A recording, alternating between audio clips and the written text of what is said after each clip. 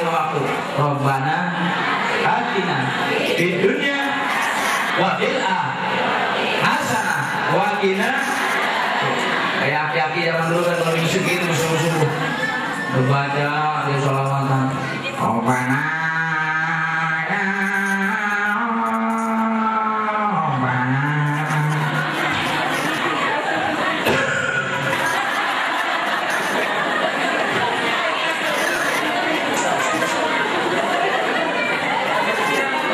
lagi semalam saya berceramah di anak Selatan, malamnya saya nginep bu. Subuh-subuh saya sholat di masjid, ya Allah. DKM itu sedih benar, yang imamnya aki-aki. Alhamdulillah.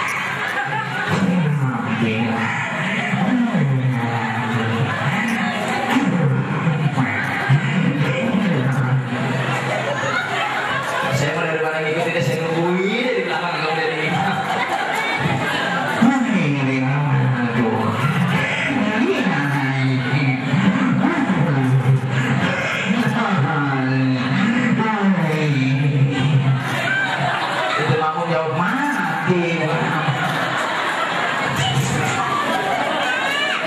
Kenapa begini ibu? Sebab anak-anak kita zaman sekarang udah malas sama yang namanya pengajian, ambak sama yang namanya majelis taklim, udah jarang mau duduk kepada pengajian. Nih anak-anak zaman sekarang, makanya generasi kita ini zaman sekarang bu, kebanyakan anak-anak kecil kita lebih demen nyanyi daripada demen ngaji. Betul betul, betul betul.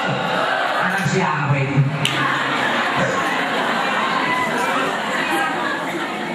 Bahkan zaman sekarang bu, orang tuanya itu lebih senang anaknya bisa joget jadi artis dan imbang jadi kiai. Betul betul. Oh mau orang tuanya tolong lu mah jangan jadi kiai lah. Kiai mah kagak ada duitnya. Itu kemana-mana ikhlas baik dia mah begitu. Kadang-kadang kiai tahlil kata ketua rumah kata lamnya mah amplop 50.000 ngomong gini. Dah pak buat usaha banyak-banyak amat kasih dia 20.000. Atasnya tambahin susu 3 kali. Lihat usahanya rokok apa? Kalau rokok Samsu tambahin Samsu 5 bungkus mah. Kadang-kadang giliran ngaji buat ustazah aja yang pengen nyumbang ngeliatin dulu. Duit 11.000 yang mana ya? 10.000 kira sampai kalau pas 1.000 bayar aja banyak-banyak dulu. Kenapa? Karena kita kurang ikhlas, yakin kita kurang. Tapi kalau kita sudah yakin pada Allah Subhanahu wa taala, innamal usri yusra. Di saat pintu kesulitan akan ada pintu kemudahan. Di mana kita buka pintu kemudahan ini dengan memperbanyak sedekah. Ya anak yatim, ya Allah tolong jadi yatim kesian amat ya begitu. Coba kalau ibu jadi janda enak kagak? Enak kagak? Ditinggal mati oleh lakinya nggak enak. Coba kita lihat anak-anak kita yang yatim, mereka ingin makan enak, mereka ingin tidak pakaian, tidak ada yang membeli. Siapa yang beli? Kita. Gitu. Ada yang gitu? Mati ngedadak yang gitu mah. Yang kedua mana Ustaz setelah syukur? Yang kedua bersabar. Ini kunci kehidupan kita adalah sabar.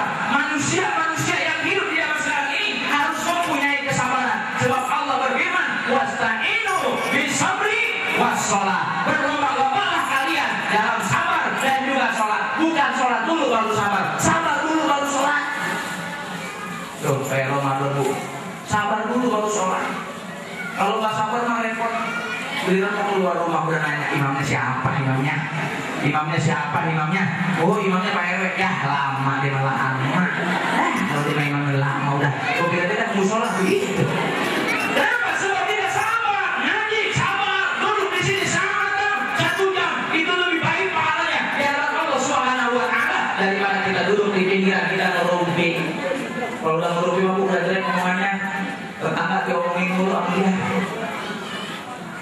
Ini suami siapa bu? Hei, si Sarah punya laki siapa Sarah? Hah? Nabi Ibrahim. Hah? Bu, saya yakin laki siapa bu?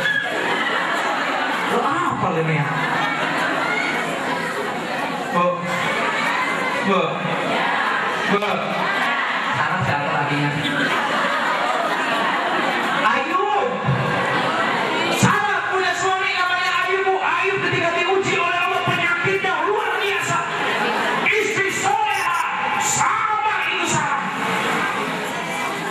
Sarah ramah.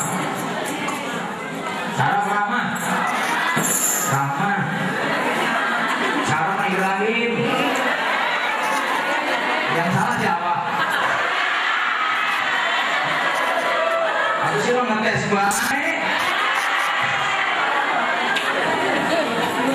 Gitu dari keder aja, keder ya. Orang ngomong Ibrahim kan, begitu. Ilaha illallah, yang salah siapa? Itu si Rahman begitu sabarnya mendampingi Nabi Allah Ayub alaihissalam, maka di dalam satu kisah Nabi Ayub punya penyakit, setiap hari badannya gatal dan seluruh anggota badannya dikelilingi oleh belatung. Apa kerja Siti Rahman setiap hari itu ngambilin belatungnya dari bawah, ditaruh lagi di tangannya Nabi Ayub alaihissalam. Subhan. Tuh, itu masih Rahma istrinya Ayub, bukan si Rahma istrinya Udin, bukan. Setiap hari kerjanya Siti Rahma selalu mengambil belatungnya jatuh, ditaruh lagi di badannya Nabi Ayub alaihissalam. Begitu sabarnya itu Siti Rahma. Bahkan di dalam satu kisah diriwayatkan itu Siti Rahma tinggalnya bersama Nabi Ayub bukan di perumahan yang bagus, bukan perumahan Sukatani, bukan perumahan yang elit, bukan perumahannya, tapi tinggalnya di perumahan bak sampah. Tinggal di tengah-tengah pel, Pak, kalau bahasa kita. Tapi karena istri yang solehah mendampingi suami sampai apapun yang terjadi, susah senang selalu bersama. Nih istri yang solehah. Kadang-kadang laki kita baru punya gitu udah gemeli. Lupa mengek mulu baik-baik mati nih kan Pak. Nauzubillah min. Kesabaran yang paling utama contoh kehidupan kita akan bahagia kita di alam dunia insya. Nah ini Bu, syukur dan sabar kita tanamkan mulai saat ini kepada diri kita. Kita syukuri apa yang ada diberikan oleh Allah Subhanahu wa taala. Suami kita pulang ke rumah membawa rezeki yang sedikit, kita ucapkan kalimat alhamdulillah. Suami pulang membawa rezeki yang banyak, alhamdulillah. Suami pulang nggak bawa rezeki sama sekali, nasib itu mau. Ketika syukur kita jalani dengan sabar, rumah tangga banyak ujiannya, rumah tangga banyak selalu godaannya, rumah tangga selalu ada yang namanya goncangan. Sebab rumah tangga kita mengarungi bahtera rumah tangga yang berada di tengah lautan. Kita barengi dengan sabar. Suami kita adatnya jelek, kita sabar insya. Suami kita soleh, kita alhamdulillah punya anak soleh dan solehah. Itulah kunci dalam kehidupan. Kalau ini dua sudah kita punya, syukur dan sabar kita jalani, akan timbul kita keyakinan kepada Allah Subhanahu wa taala insya Allah. Nah, ini Bu yang paling utama. Setelah kita menjalani ini, jadikan hidup kita bahagia. Sebab hidup kita bukan dunia saja. Hidup kita juga ada yang namanya alam akhirat. Alam sebenar-benarnya. Manusia akan pulang kepada tempat itu dan nanti akan dipertanggungjawabkan di hadapan Allah Subhanahu wa taala. Mumpung jiwa raga kita masih ada, mumpung kita masih hidup di alam dunia ini, kita sama-sama berlomba-lomba ta'awanu 'alal birri wat taqwa wa la ta'awanu 'alal ismi wal 'udwan. Kenapa usaha kita harus seperti itu? Sebab umur kita bertambah tahun, umur kita semakin bertambah, tapi kontrak kita di alam dunia semakin berkurang. Contoh Bu, kita cicil rumah 10 tahun, udah 9 tahun kita cicil, berarti tinggal berapa tahun lagi?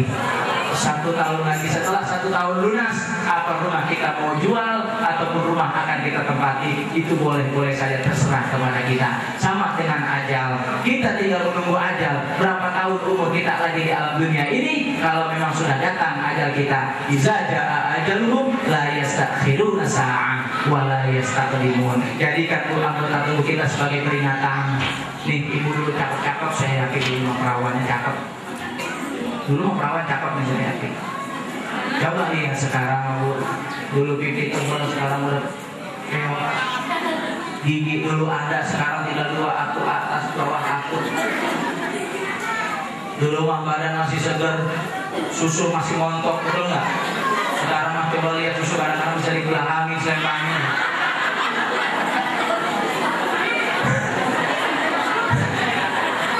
Dulu mah badan masih gagah, betul tidak? Betul tidak? Sekarang kamu udah lemah, artinya apa? Kita akan menuju jalan Allah Subhanahu wa taala yang sebenarnya. Setelah itu kita akan mendapatkan kebahagiaan seperti doa kita, Rabbana atina fid dunya hasanah wa fil akhirati hasanah wa qina adzabannar. Ya Allah, saya nggak mau bahagia di dunia doang, tapi saya pengen bahagia di akhirat juga. Sebab akhirat alam sebenarnya 60 tahun hidup di alam dunia, ribuan tahun kita berada di alam kubur. 60 tahun kita bahagia di alam dunia, ribuan tahun kita akan bahagia di alam kubur. 60 tahun kita jadikan kehidupan kita dengan maksiat, maka seumur hidup kita di alam kubur kita, ribuan tahun kita akan diinjak-injak oleh malaikat-malaikat Allah Subhanahu wa taala. Nauzubillah min. Makanya kuncinya adalah bersihkan hati. Insya Allah kita begitu caranya. Janganlah hati lentera. Akhir mempeleset doang. Kata-kata terpeleset ya bang.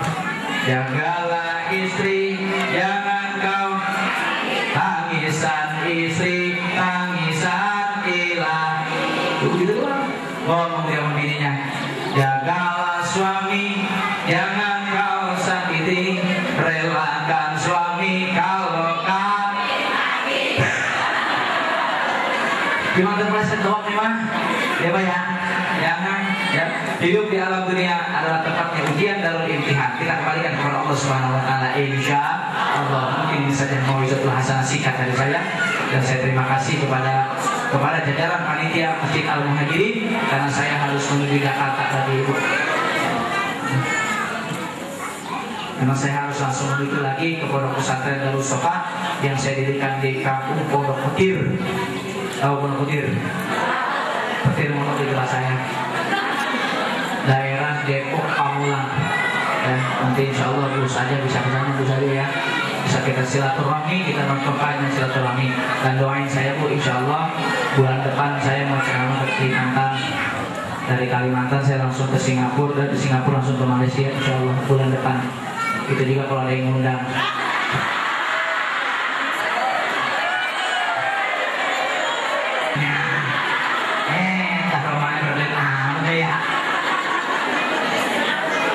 Mohon maaf apabila ada kata-kata yang salah, itu datang dari pribadi. Apabila ada kata-kata yang datang dari Allah Subhanahu wa taala, dimaafin dulu. Dimaafin dulu. Redo. Ikhlas. Enggak marah. Enggak ngundang lagi.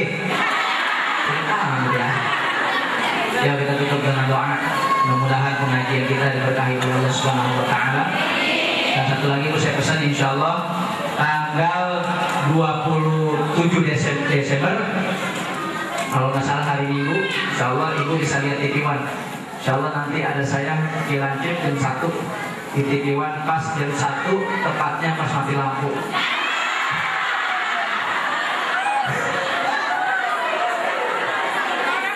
Al-Fatihah. Bismillahirrahmanirrahim. Ar-Rahmanir-Rahim. Maliki yaumiddin.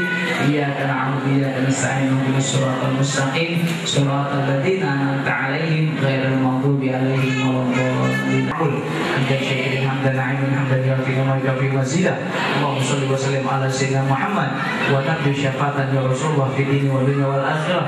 Allahumma la ta'ala dhanban illa ghafartah wa la hamman illa faraitah wa la maridan illa syafaitah illa qadaita hajati. Rabbana innana sami'na munadiyan yunadi lil iman an aminu bi rabbikum fa amanna. Rabbana faghfir lana dhunubana wa kaffir anna sayyi'atina wa tawaffana ma'al abrar. Ya aziz ya ghaffar ya rabbal alamin. Rabbi ja'alni muqimas shalah wa min dzurriyyati rabbana wa taqabbal du'a.